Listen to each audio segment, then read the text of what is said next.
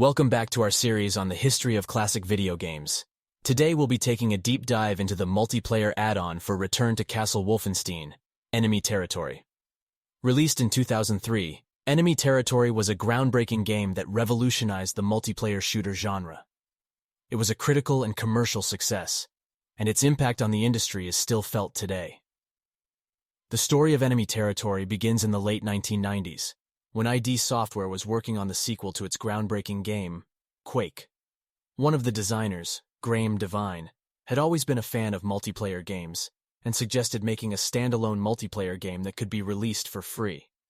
ID Software teamed up with Splash Damage, a UK-based game development studio, to develop the game.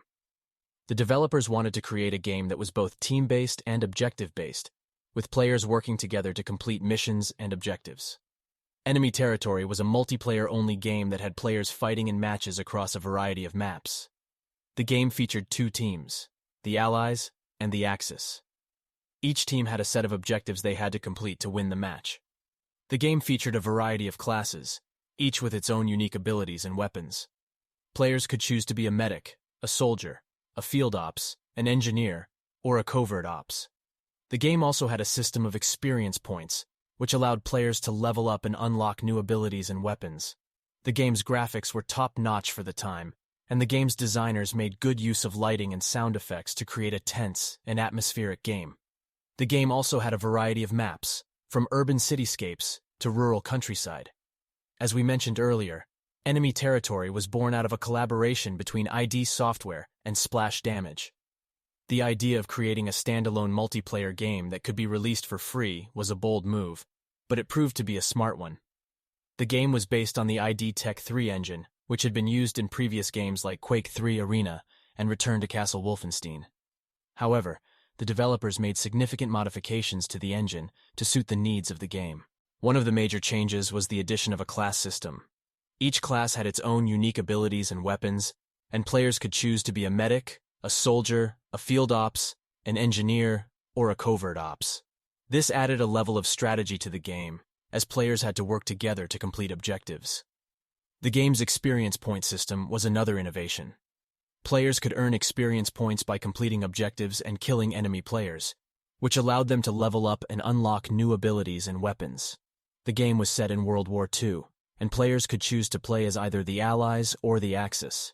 The game's maps were based on real-world locations, such as North Africa, Norway, and Germany. The game's release in 2003 was met with critical acclaim. It was praised for its team-based and objective-based gameplay, as well as its class system and experience point system. The game's graphics were also highly regarded, and the game's use of lighting and sound effects created a tense and atmospheric experience. Enemy Territory was a major success for Splash Damage and ID Software. The game was released as a free download, which was a bold move at the time. However, it proved to be a smart move, as the game was widely downloaded and played. The game's success helped to establish Splash Damage as a major player in the industry. The studio went on to work on several sequels and spin-offs, such as Wolfenstein, Enemy Territory, Quake Wars, and Brink. Enemy Territory also had a significant impact on the multiplayer shooter genre. The game's team-based and objective-based gameplay was widely praised, and it helped to establish the genre as a popular and viable option for game developers. The game's class system and experience point system also had a significant impact on the industry. Many other games in the genre have adopted similar systems, such as the Battlefield and Call of Duty franchises. Another major impact of Enemy Territory was its use of modding. The game's developers released the game's source code to the community, which allowed modders to create their own custom maps and modifications. This helped to extend the life of the game and keep it fresh for players.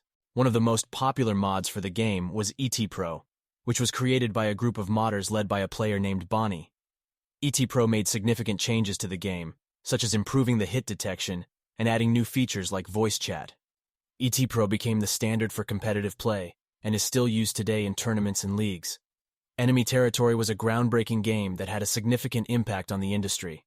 Its team-based and objective-based gameplay, along with its class system and experience point system, were highly innovative and influential. The game's release as a free download was a bold move that paid off for the developers, and it helped to establish Splash Damage as a major player in the industry.